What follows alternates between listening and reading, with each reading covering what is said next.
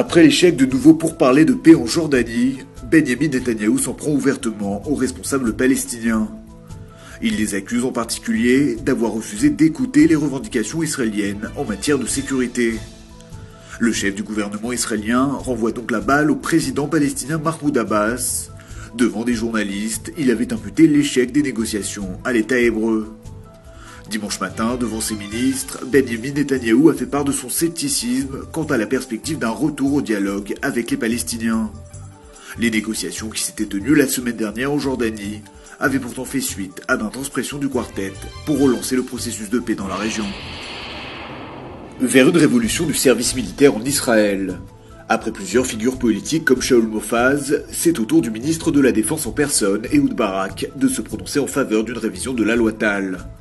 En vigueur depuis 1999, la loi Tal permet aux jeunes juifs ultra-orthodoxes de continuer à étudier en yeshiva lorsqu'ils sont en âge d'être appelés sous les drapeaux.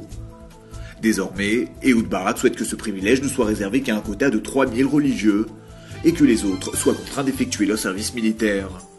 Autant dire que cet ajustement risque de créer des tensions au sein de la coalition de Benyamin Netanyahou. La semaine dernière, le Premier ministre israélien avait refusé que la loi Tal soit prolongée de 5 ans, à la demande des partis religieux Chasse et Yahudut HaTorah. La répression n'en finit pas en Syrie. Elle pousse l'opposition à faire monter la pression sur la communauté internationale, notamment la Russie. Objectif, obtenir une intervention de l'ONU dans le pays, où les violences ont encore fait une 40aine de morts ce dimanche. Les affrontements ont redoublé d'intensité depuis quelques jours, poussant la Ligue arabe à suspendre ce week-end la mission d'observation qu'elle avait entamée au début du mois. Elle accuse désormais le régime de Bachar el-Assad d'avoir choisi ouvertement l'option de l'escalade. En témoigne le bilan humain qui ne cesse de s'alourdir, 232 morts, essentiellement des civils, en moins d'une semaine. Ces dernières heures, après la ville martyre de Homs, c'est dans certains quartiers de Damas tombés aux mains des rebelles que l'armée syrienne a concentré son offensive.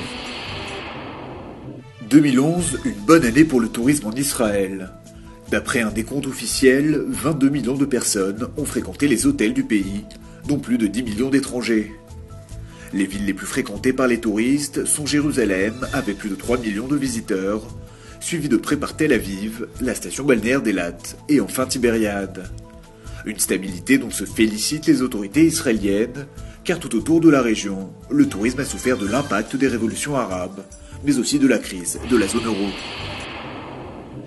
La tomate noire, une nouvelle trouvaille israélienne qui promet bientôt de défrayer la chronique. Elle sera présentée sous l'appellation Galaxie Noire, à l'occasion d'un vaste salon sur la recherche agricole, qui se déroulera la semaine prochaine en Israël.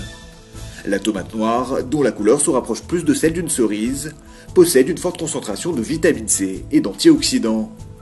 Un choix voulu, de façon à renforcer le système immunitaire du corps humain, et de réduire au passage les risques de maladies.